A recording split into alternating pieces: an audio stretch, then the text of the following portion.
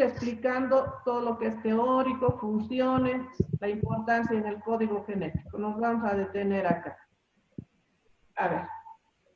Si ustedes ven, aquí tenemos el código genético. Tienen que ir revisándolo en nuestro librito. Y el código genético contempla codones. Cada una de estas 3 letras significa codón. Cada uno de estos codones tiene la información de reconocimiento de un aminoácido. Por eso decimos que los aminoácidos son importantes en el código genético porque el orden que presente va a estructurar la síntesis de una proteína o de un péptido, ¿no? Entonces tenemos, ustedes en genética han visto, en embriología, estos codones, tenemos la primera letra, tenemos la segunda letra y tenemos la tercera letra. Entonces eso nos permite mantener un orden de reconocimiento, repito, de 3 letras que están representando a sustancias químicas que corresponden a nucleótidos y que caracterizan a cada uno de los aminoácidos. Entonces, en este caso tenemos el A u G, que está representando al aminoácido metionina, es el inicio, digamos, de una estructura proteínica o peptídica.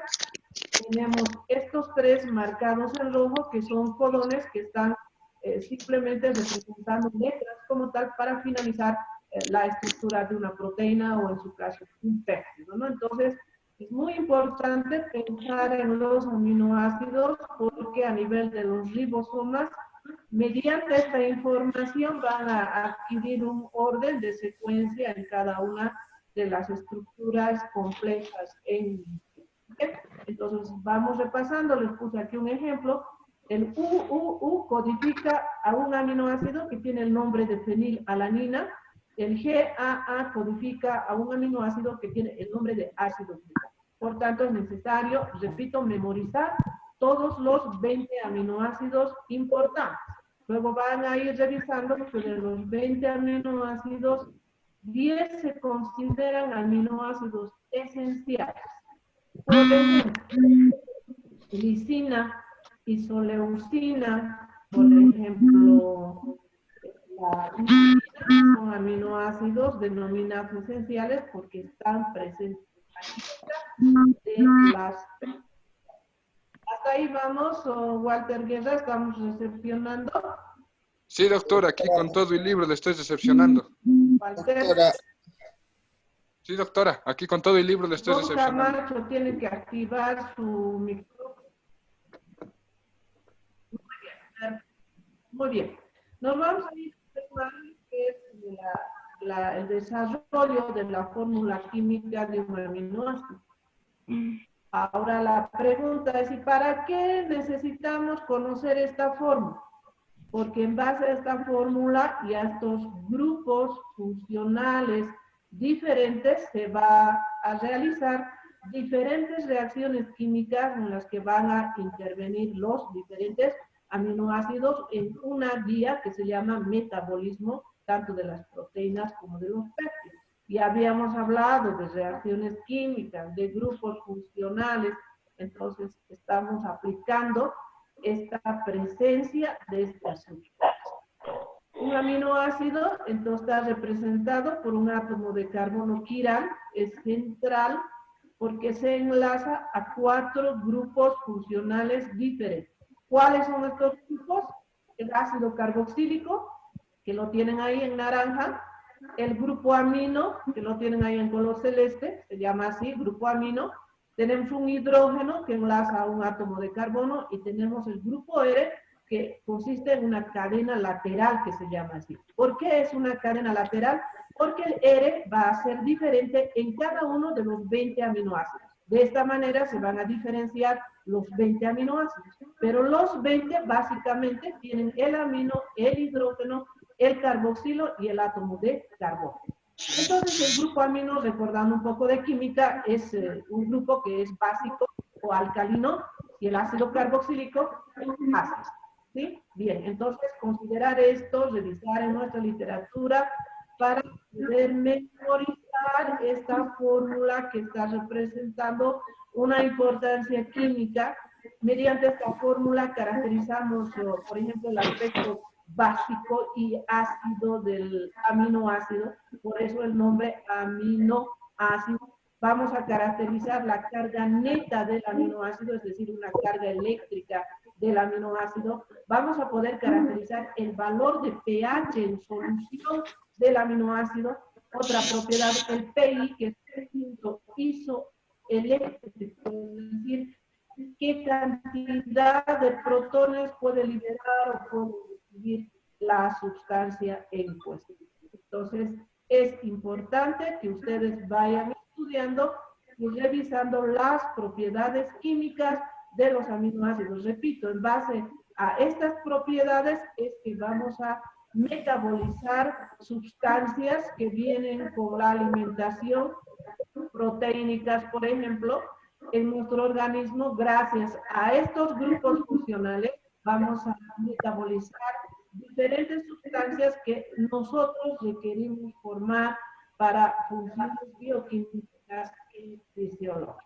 Bien, entonces eso con el tema de la fórmula desarrollada del aminoácido. Hay que aprender a escribirla, es muy importante. Bien, Ivonne Camacho sigue sin activar su teléfono. Bien, el compañero, en este caso Pereira, está en línea, nos está escuchando. ¿Cómo es Pereira? Sí, doctora, le escucho muy bien. Isaías, ¿cómo es Isaías? ¿Estamos, Isaías? Bueno, qué lamentable, no sé qué pasó. Walter, ¿seguimos con usted? Sí, doctora, estoy aquí, ¿todo bien? Walter, Sí, doctora, aquí estoy todo bien, aquí le estoy recepcionando. ¿seguimos con usted? Sí, sí, doctora, siguen conmigo, estoy aquí. Bien, perfecto, entonces. Usted es mi guía, Walter, en relación. Muy bien, muy bien. Gracias, Walter. Bien, vamos a ir pasando a otro diapositiva. Perfecto. Muy bien, chicos y chicas.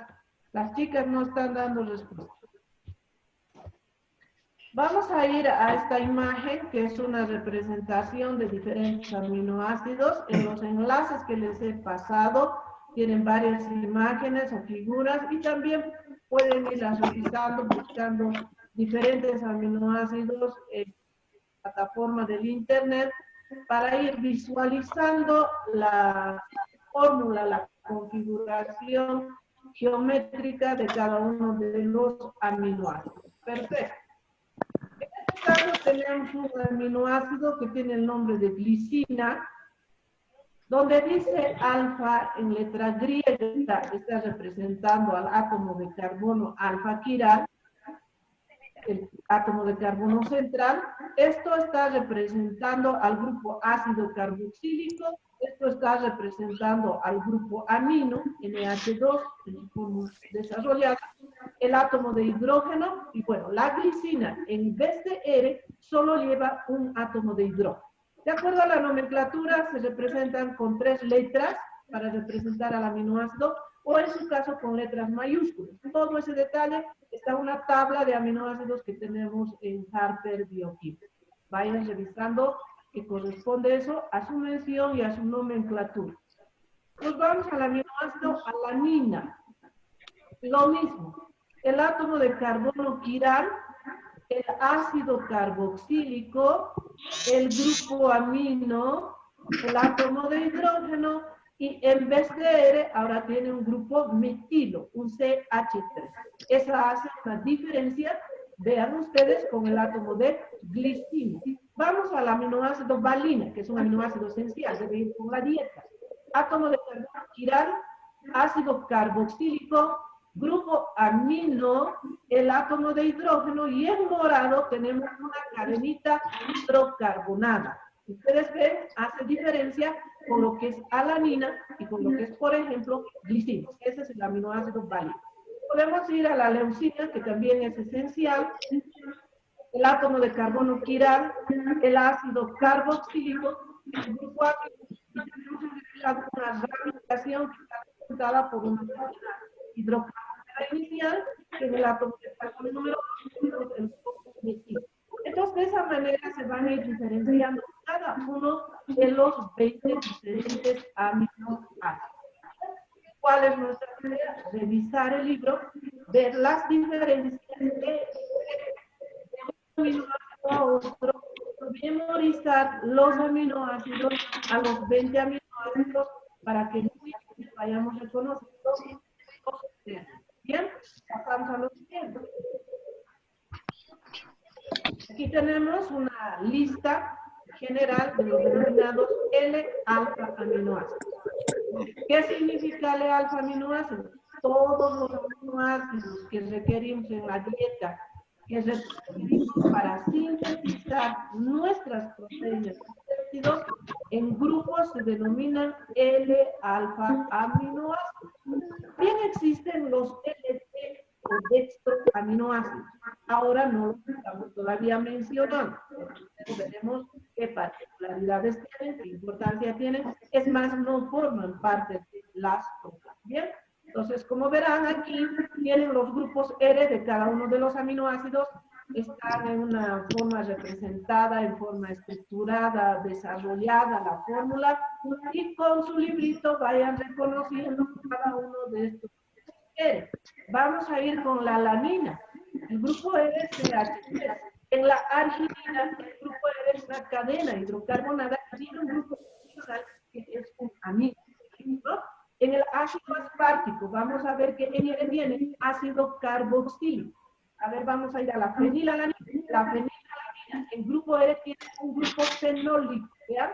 En la prolina tenemos un grupo pentagonal, un ciclo con un grupo que se llama imino, ¿sí? Entonces vamos a ir reconociendo que cada uno de los grupos R tiene diferente fórmula que se representa. Bien, vamos a ir pasando a otra diapositiva.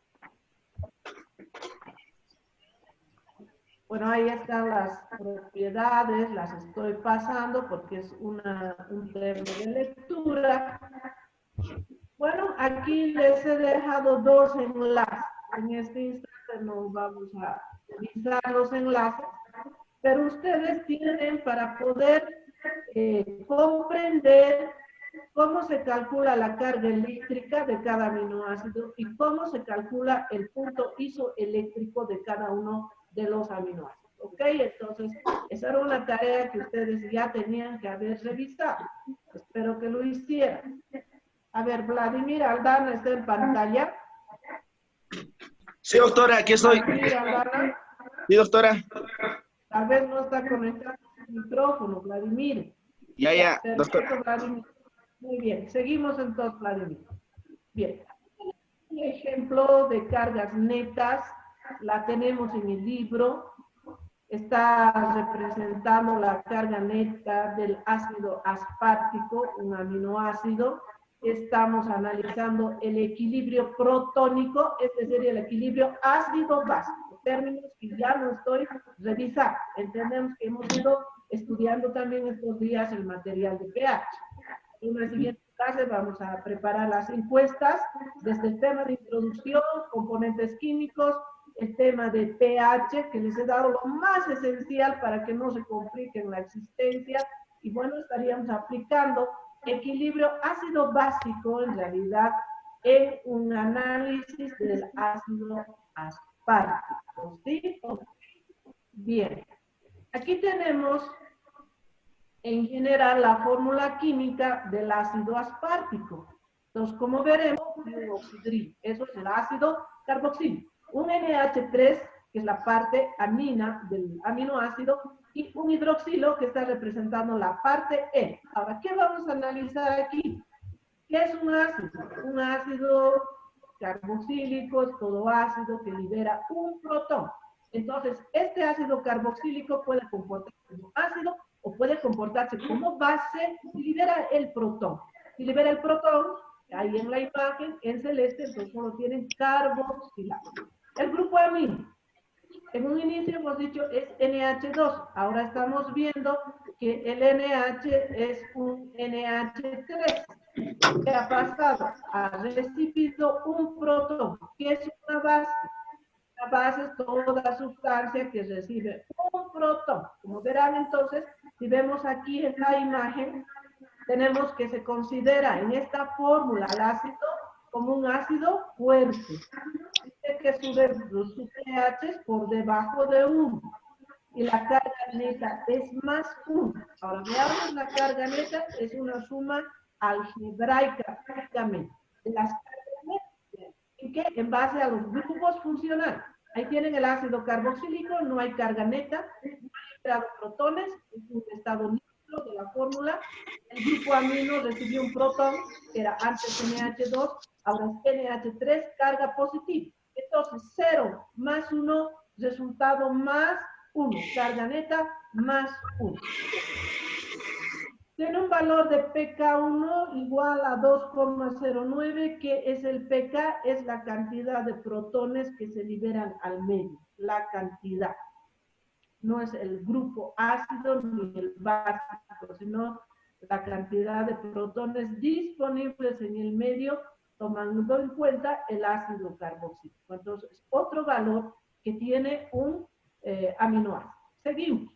En este caso, tenemos el ácido carboxílico, tendríamos el NH3 en este caso, pero el grupo hidroxilo anterior del grupo R ha liberado un protón, lo liberó.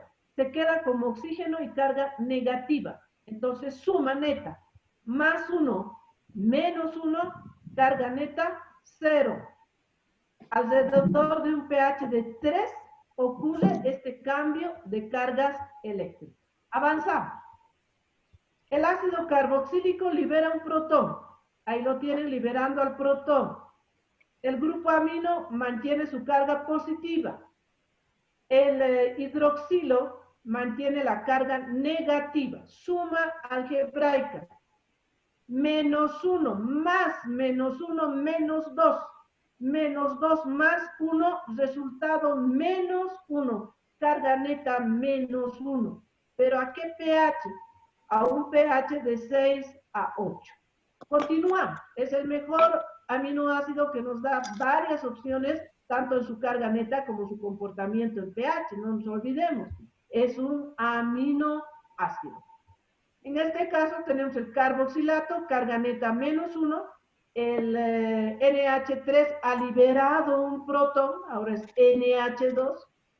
El hidroxilo mantiene la carga negativa, sumamos. Menos 1 más menos 1, menos 2. Menos 2 más 0, menos 2. Carga neta, menos 2. ¿Cuándo ocurre esto? Cuando tengamos un comportamiento en un ambiente alcalino que sea por encima de 11. O sea, este aminoácido realmente nos demuestra su comportamiento en diferentes niveles de pH, tanto en el metabolismo como en los seres vivos. Es un aminoácido no esencial, nosotros lo vamos a sintetizar, no requerimos que vaya con la dieta. Entonces, todos los aminoácidos en realidad tienen este mismo comportamiento, ¿no? Algo muy importante que nos facilitan los diferentes grupos funcionales que tienen pues cada uno de estos aminoácidos, ¿no? Bien, Aldana, Vladimir, ¿estamos contactados? Sí, doctora, ¿me escucha? Vladimir. Sí, doctora. Perfecto, yo le escucho y usted también, ¿sí? Muy bien, Sí, bueno, entonces continuamos. Bueno, los híbridos los vamos a pasar, no hay necesidad de analizarlos. Aquí tenemos otro ejemplo de carga neta, vamos a ir sumando. Aquí tenemos valor neutro del ácido, más 1 del amino protonado, más 1, más 0. Entonces tenemos carga neta de más 1 en un pH que sea ácido. El mismo aminoácido. Tenemos el siguiente.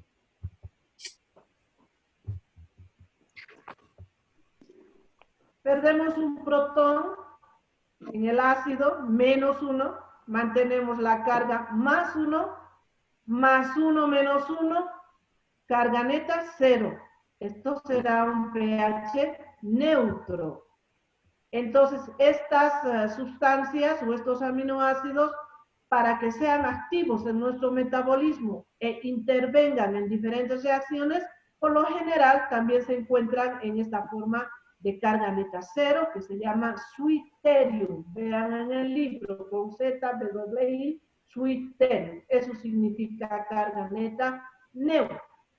En este siguiente ejemplo, tenemos el ácido carga negativa, el grupo amino ha liberado un protón, ahora es 0, entonces decimos -1 más 0 a un pH alcalino -1. Vean, entonces es el compuesto. Bien, entonces vayamos siempre revisando esos dos enlaces que les he enviado para ir facilitando mejor esta comprensión. Bien. Aquí tenemos un ejemplo de lo que estamos comentando. Tenemos la tabla de aminoácidos en el libro. ¿Qué datos tenemos? Tenemos la fórmula general representada del aminoácido. Tenemos la nomenclatura del aminoácido, las 3 letras que le representan, o en su caso la letra mayúscula que le representa una sola letra. El valor de pH. ¿Por qué el valor de pH? Porque actúa el ácido, actúa el grupo amino, el ácido se descarboxila, el grupo amino se protona, o sea, hay un comportamiento ácido básico general. ¿Y cuánto de protones se libera? ¿En qué cantidad, en qué concentración liberamos? Eso lo representamos con el pK del aminoácido. Entonces vayan revisando estas situaciones. Un ejemplo de un aminoácido de la arginina, cuyo ácido carboxílico, su pK es igual a 1,8, es la cantidad de protones que libera. El grupo amino protonado, aquí hay un error, nos falta la carga positiva sobre el nitrógeno, al liberar en un medio básico lo va a hacer a un pK de 9,0, y el grupo R, que puede ser ácido, puede ser básico, también tiene un pK 3 de 12,5 en este ejemplo. ¿Qué quiere decir? Que cada uno de los aminoácidos tiene 3 valores de pK diferentes, o en los más pequeñitos, más concretos en su fórmula, tienen 2 valores de pK. Bien, entonces eso significa. Podemos calcular el punto isoeléctrico. Ahora, ¿qué es el punto isoeléctrico?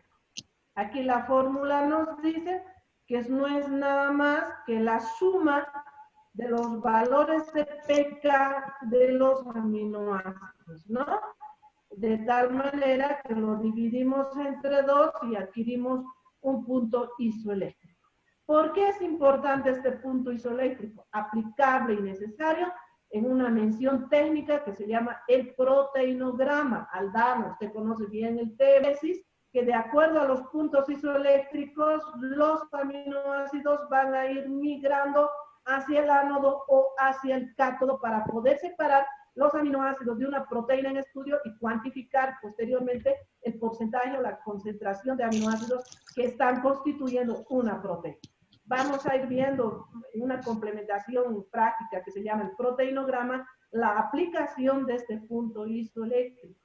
Es una propiedad que aprovechamos de los aminoácidos, repito, para aplicar en una prueba clínica que se llama el proteinograma, que se aplica, por ejemplo, para poder separar proteínas, separar albúminas, fracciones como, por ejemplo, fibrinógeno, inmunoglobulinas, etcétera, ¿no? Entonces, ahí aplicamos estrictamente el punto isoeléctrico. El ejemplo es la alanina.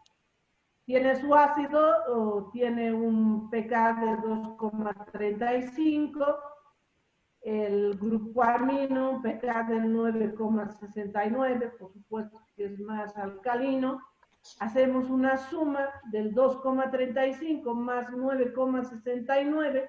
En este caso la alanina es corta, es pequeña, entonces solo lleva 2 pKs, lo dividimos entre 2 y el valor es 6,02. Ese es su punto isoeléctrico, ese es el valor que va a emplear en una fuente que es la electroforesis. No sabemos todavía, estudiantes, sobre electroforesis, pero estoy adelantando un poquito sobre la aplicación para que una vez que estudiemos proteínas vayamos revisando lo que es un proteinograma. Bien, si nuestro aminoácido tiene 3 pKs, entonces la fórmula sería pK más 1, más pK más 2, más pK más 3, y todo lo dividimos entre 3. ¿Ok? Continuamos entonces.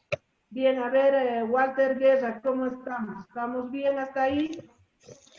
Sí, doctor. Walter es su... Bien, muy entendible, doctora. Está muy bien. Ya, está bien. Muy bien, seguimos entonces, Walter. Sí, seguimos con todo el grupo. Tenemos estudiantes que no están activando su micrófono. Necesitan activar su micrófono, estudiantes.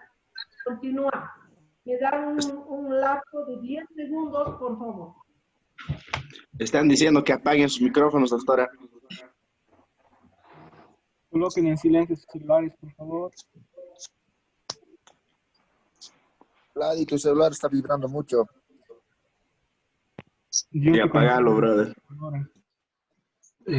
Estimados estudiantes, en este lapsus que dio la doctora, aclararles que para participar, cuando quieran hablar, habiliten su micrófono, como bien se dan cuenta, y cuando la doctora esté haciendo su charla, inhabilítenlo para que no se escuche el eco que está viéndose en algunos momentos. Por favor, solamente esa aclaración y bueno, pueden continuar. El amigo del más que apague su celular, por favor. Bien, gracias, ingeniero, por tu... Bien, continuamos estudiando.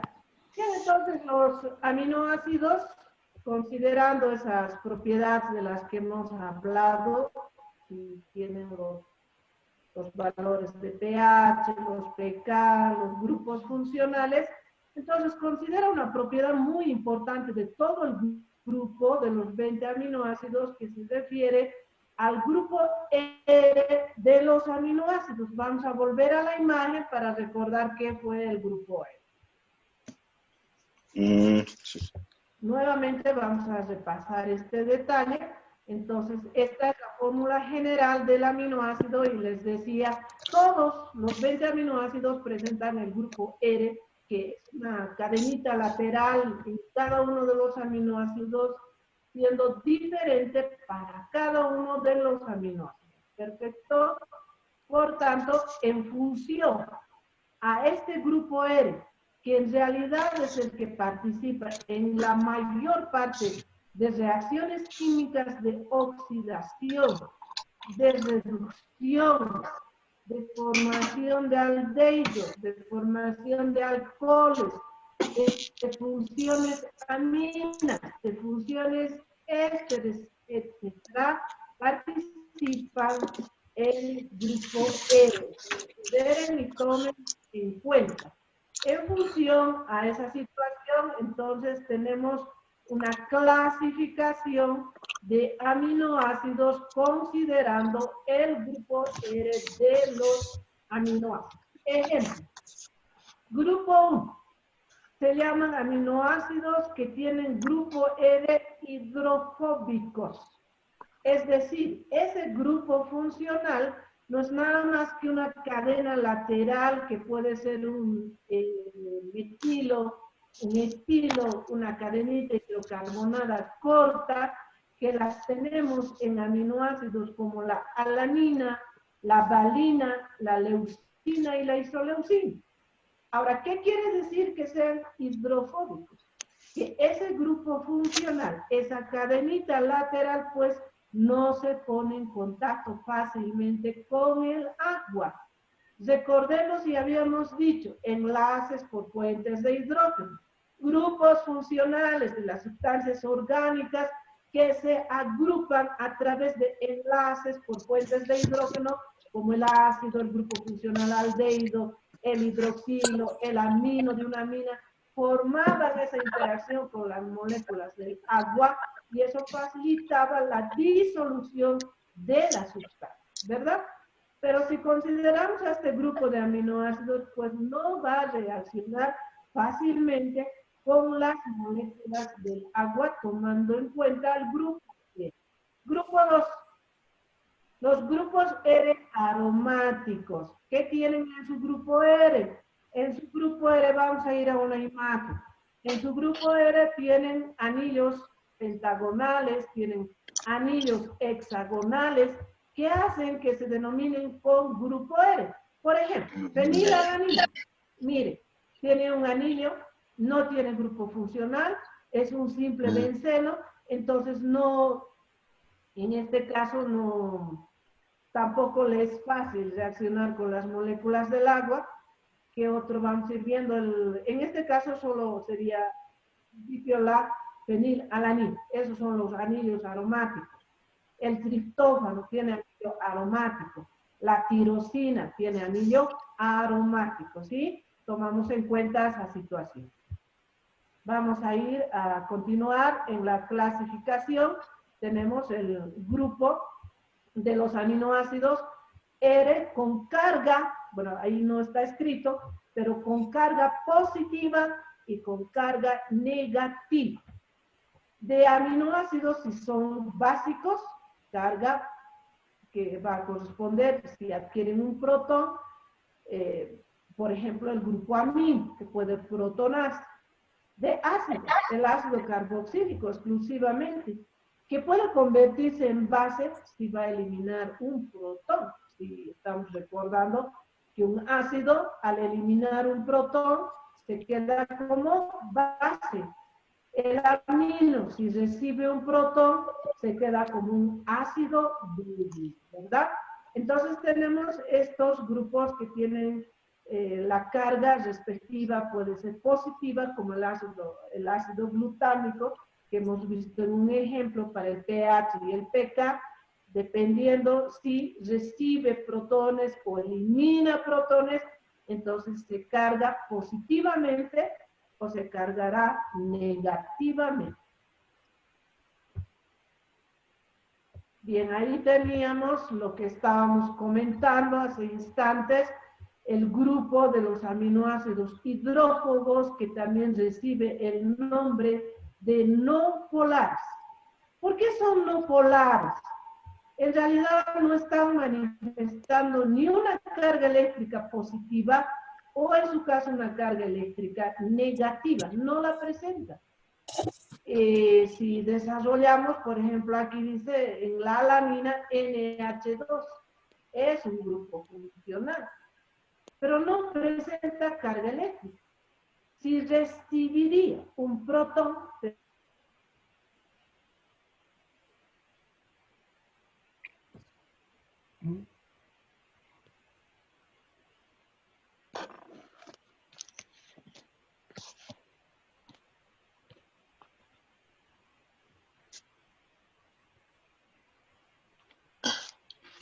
¿Soy yo o se fue el audio?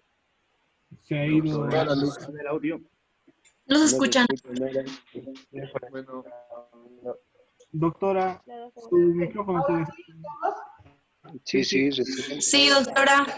Perfecto, muy bien. Entonces vamos a volver a cargar la pantalla. Perfecto. Ahora, bien, los técnicos del internet. Bien. Ya vamos avanzando. Entonces, esos son los aminoácidos hidrófobos, Doctora, los se que escucha no entrecortado. reaccionan fácilmente en las moléculas del agua, la alanina, la valina, prolina, fenilalanina, etc. Entonces vayan revisando esa imagen. Y los hidrofílicos, los que van a reaccionar fácilmente en el agua por tener carga positiva o negativa, están la glicina, por ejemplo, acerina, cisteína, la tirosina, la lisina, los ácidos asparticos, glutámicos, porque en su grupo R, no nos olvidemos, tienen el ácido carboxílico. Eso es muy importante, ¿sí? En este caso ya tenemos una carga positiva en la histidina. Miren, en su anillo pentagonal tenemos ya un imino cargado positivamente. En la lisina, vean, está cargada positivamente el grupo amino, lo propio en el aminoácido arginina. Entonces, ese grupo de aminoácidos sí reaccionarán fácilmente en las moléculas de agua. Continúa. ¿Por qué y para qué se requieren los grupos funcionales en los aminoácidos? Uno, para los ácidos carboxílicos. El grupo ácido carboxílico va a participar en reacciones químicas para formar ésteres, para formar amidas y para formar anhídridos de los ácidos. Por favor, revisen química orgánica. Dos, los grupos amino participan en una acilación, participan en una amidación, participan en una esterificación. Para los grupos como el hidroxilo, el subhidrilo, participan en una oxidación y una esterificación. Y finalmente la gran aplicación entre lo que implica el ácido carboxílico y el grupo amino es que formen los enlaces peptídicos, es decir, la unión química entre diferentes aminoácidos en diferentes posiciones que adoptan la estructura de la proteína o del péptido, se lo hacen mediante un enlace peptídico por la liberación de moléculas de agua por la formación de cada enlace peptídico. Bien, entonces eso es un resumen concretito del tema de aminoácidos y su importancia. No vamos a entrar en mucho detalle considerando la situación, no podemos abarcar en más detalles que tal vez no lo comprendan. En realidad este tema es un poquito complicado, entonces lo básico, lo químico mismo es necesario porque se requiere para el metabolismo tanto de proteínas como de péptidos, ¿no? Entonces, hablar del enlace peptídico lo hacemos en las siguientes diapositivas. Bien, tenemos un grupo de sustancias que tienen el nombre de péptidos, son sustancias muy importantes y en realidad si tenemos ejemplos de péptidos, hablamos de neurotransmisores, hablamos de segundos mensajeros, hablamos de algunos receptores, hablamos de algunas hormonas muy concretitas como la insulina, el glucagón, por ejemplo, la oxitocina, la vasopresina, que se consideran sustancias peptídicas porque tienen pocos aminoácidos en su estructura. Este grupo se diferencia de las proteínas por el bajo número de aminoácidos que participan en la estructura de estas sustancias, ¿no? Entonces ahí tenemos un ejemplo en el cual tenemos dipéptidos, que son de 2 aminoácidos, tripéptidos, hexapéptidos, heptapéptidos, dodecapéptidos, pero tenemos un límite, es decir, menor cantidad a 100 aminoácidos, ¿no? Entonces, algunos ejemplos, como el glutatión, que es un neurotransmisor, la hormona que facilita la tirotropina, antibióticos aplicables como la tiroxidina, la gramicidina, tenemos anticancerígenos como la bleomicina y algunas otras sustancias que están relacionadas con naturaleza vegetal, como la delmorfina, la deltorfina, que también observamos que la naturaleza vegetal produce varias variedades de péptidos, ¿no?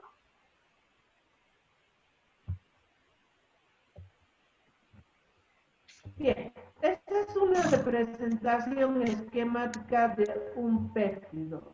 A ver, nuestro compañero Isaías está en contacto, está disponible su micrófono, Isaías. Sí, doctora, estoy aquí. Isaías. Vladimir, Sí, ¿se escucha? ¿está presente? Sí, doctora, sí. Ya, perfecto. Ya, perfecto, muy bien. Perfecto, muy bien. Continuamos entonces, ya vamos terminando. Tenemos 2 ejemplos de péptidos representados esquemáticamente, donde como pueden apreciar, vamos a decir que es un péptido químicamente mencionable. No es nada más que la secuencia o la sucesión de aminoácidos en una estructura que vamos a denominar estructura primaria. Todos los péptidos solo tienen estructura primaria. ¿Qué es esta estructura primaria? Es la secuencia de los aminoácidos en una forma lineal. Veamos aquí, 1, 2, 3, 4, 5, 6. Forma lineal. Si alguien está silbando, ya está rompiendo el esquema. Aquí tenemos otra forma lineal. Aquí otra forma lineal. Son varias formas las que se acomodan para dar lugar a este péptido que tiene 22 aminoácidos. Algo muy característico.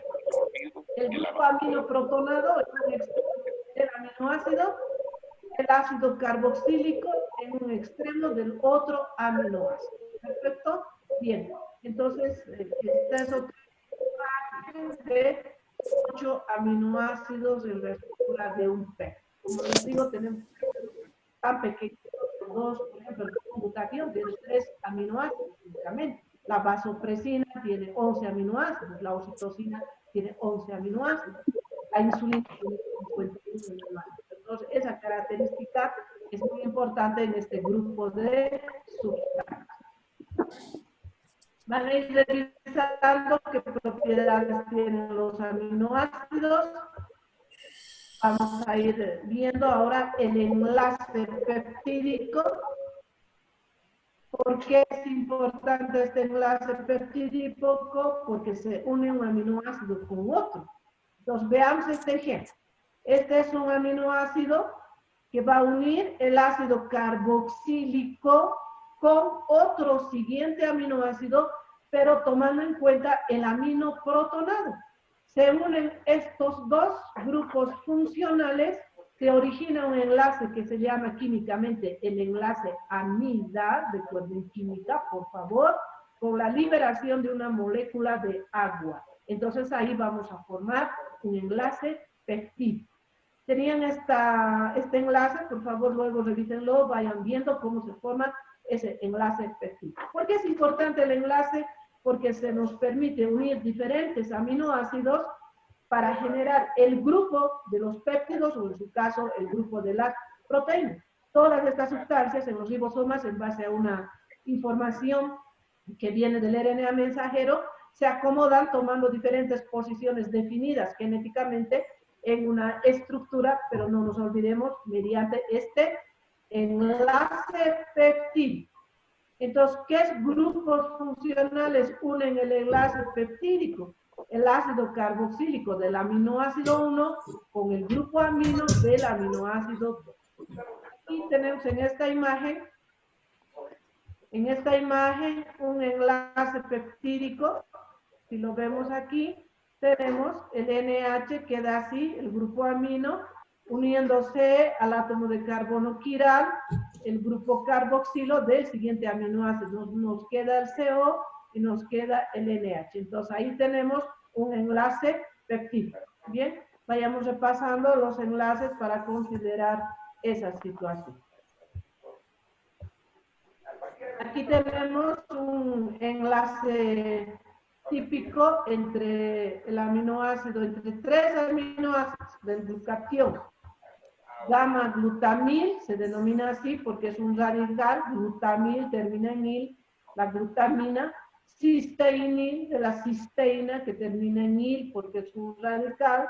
El último aminoácido mantiene el nombre completo porque ya no es un radical. Entonces tenemos ahí el ácido glutámico, la cisteína, en R tiene el subhidrilo, y tenemos la glicina. Aquí tenemos un enlace peptídico, se unió el ácido, libera su oxidrilo, se une el imino, libera un hidrógeno. Entonces, este es un enlace amida. Aquí tenemos otro enlace peptídico, NH, CO, este es el segundo enlace peptídico. Entre tres aminoácidos, tres enlaces peptídicos con la liberación de una y de dos moléculas de agua. Entonces, ese es nuestro enlace. ¿Bien? Les he mandado un video. Este es el enlace. Lo tenían ya en el archivo anterior de aminoácidos y de péptidos. Traten de estudiar, de analizar. No es cuestión de hacerlo a la ligera. Ahora sí, estudiantes tienen una doble obligación. Tienen que estudiar los materiales.